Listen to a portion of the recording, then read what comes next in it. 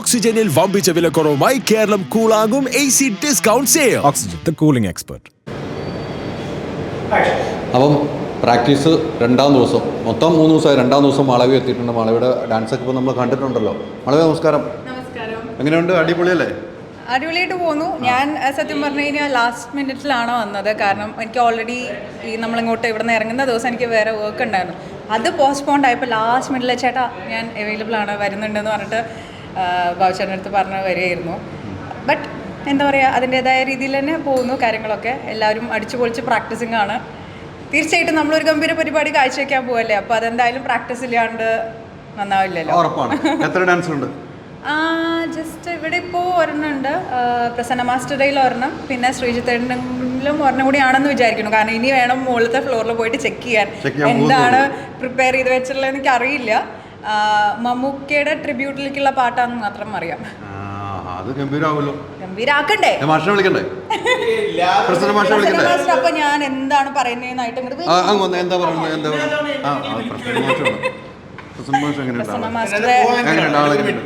ചോദിച്ചോട്ടെ.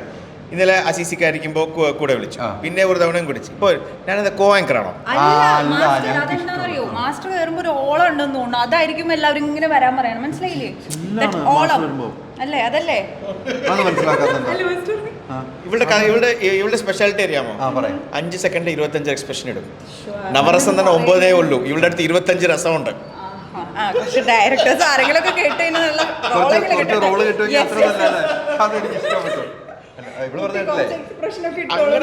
പടപടന്ന് മാറും. ഇപ്പൊ തന്നെ കേട്ടോ രണ്ടിടം മാറി. ക്ലോസ് കൊടുത്തോട്ടെ ഈ പറയുമ്പോ തന്നെ.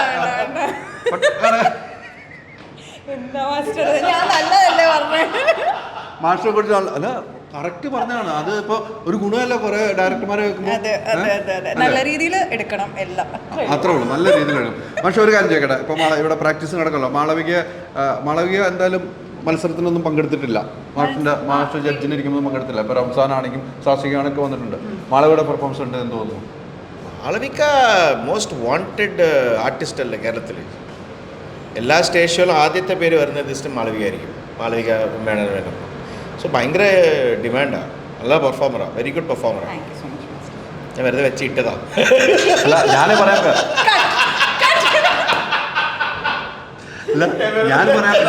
വെറുതെ എന്ന് പറഞ്ഞില്ല. ഞാൻ പറയാം മാളവി എനിക്ക് വൈകിട്ട് ബിരിയാണി മേടിച്ചെന്ന് പറഞ്ഞാൽ എനിക്ക് ത്രാസല്ല. തീർച്ചയായിട്ടും നമ്മളത് കാണുകയും ചെയ്തു. ഇന്നലെ ഞാൻ കണ്ടിരുന്നു. ഗംഭീരമായിട്ട് പെർഫോമൻസ്. മാഷ് അവിടെ ഇരുന്ന് കൈയടിക്കുന്നത് കാണുമ്പോൾ അറിയാലോ നമുക്ക്.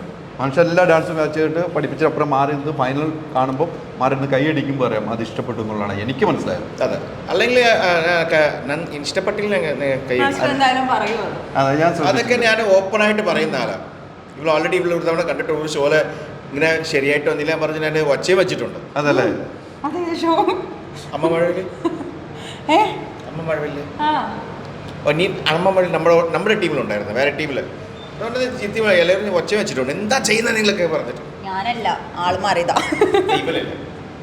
അതൊക്കെയാണ് മാസ്റ്റർ കൃത്യമായിട്ട് കാര്യങ്ങൾ പറയും. അല്ല, നമ്മൾ അങ്ങോട്ടും ഇങ്ങോട്ടും ഉള്ള ഒരു കോർഡിനേഷൻ ആണല്ലോ എന്തായാലും. ഇപ്പോൾ മാസ്റ്റർ നമുക്ക് ഏത് മാസ്റ്റർ ആയാലും നമുക്ക് ആ ഒരു സീക്കിങ് നമുക്ക് തരുമ്പോൾ ആ ഒരു നമ്മൾ അത് ലേൺ ചെയ്യാണ് അവരിൽ നിന്ന്. അവരെന്താണോ പഠിപ്പിക്കുന്നതെന്ന് വെച്ചാൽ അത് നമ്മൾ ഭംഗിയാക്കി കാണിച്ചു കൊടുക്കുക എന്നുള്ളതാണല്ലോ നമ്മളുടെ ഒരു എബിലിറ്റി അല്ലെങ്കിൽ നമ്മളുടെ കടമ എന്ന് പറയുന്നത്. തീർച്ചയായിട്ടും മാളവി ഡാൻസും കാര്യങ്ങളും കൊണ്ട് ഇഷ്ടംപോലെ ഇനാഗ്രേഷൻ ഉണ്ട്. മാളവിക അഭിനയിക്കുന്നതിന് കൂടുതൽ ഇനാഗ്രേഷൻ പോകണമെന്ന് എനിക്ക് തോന്നുന്നു. അത് നന്നായി പോകണം. ഇല്ല, നമുക്ക് അല്ല ഞാൻ ഇനാഗ്രേഷൻ ഗംഭീരമായിട്ട് പോകുന്നുണ്ടോ? പല ഇത് കാണുമ്പോൾ എനിക്ക് തോന്നുന്നു ഇപ്പോൾ നമ്മൾ ഫീൽഡിലുള്ളതുകൊണ്ടാണ് നമുക്ക് ഇനോഗ്രേഷൻസും അത് വർക്ക്സും കിട്ടുന്നത്. അല്ലാതെ ഇപ്പോൾ എനിക്ക് തോന്നുന്നു നമ്മൾ അഭിനയിക്കുന്നില്ലെങ്കിൽ നമ്മളെ അറിയില്ല. പക്ഷെ സോഷ്യൽ മീഡിയ ഉണ്ട്, ഇല്ല എന്നല്ല. പക്ഷെ ആക്റ്റീവാണ്, എല്ലാവരും ആക്റ്റീവാണ്. ഇപ്പോൾ അഭിനയിക്കാത്തവരും ആക്റ്റീവാണ്. അഭിനയിക്കുന്നവരേക്കാൾ കൂടുതൽ ആക്റ്റീവാണ് പല ആൾക്കാരും.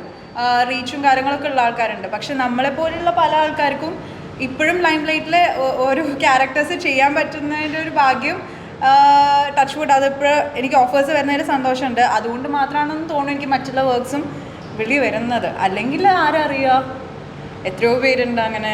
നമുക്ക് ഓരോ എന്താ പറയുക ഓപ്പർച്യൂണിറ്റി കിട്ടുന്നതിൽ സന്തോഷം. അത് ഭംഗിയാക്കാൻ ഞാൻ നോക്കാറുണ്ട്. അത്രയും. എനിക്ക് തോന്നുന്നു മാളവിക എല്ലാവരുടെയും കൂടെ അഭിനയിക്കുന്നുണ്ട്. ജീവിതത്തിൽ ലാലേട്ടൻ സ്റ്റാർസിന്റെ കൂടെ അഭിനയിക്കാൻ പറ്റിയതിൽ ഒരു ഭാഗ്യം. അതെ, എല്ലാവരും കൂടെ അഭിനയിച്ചു, അത് വലിയൊരു ഭാഗ്യമായിട്ടാണ് മാളവിയുടെ ജീവിതത്തിൽ കാണുന്നത്. തീർച്ചയായിട്ടും. കാരണം ഞാനൊന്നും ആഗ്രഹിക്കുക ഒരു സ്വപ്നം പോലും കണ്ടിട്ടില്ല അങ്ങനെയൊന്നും.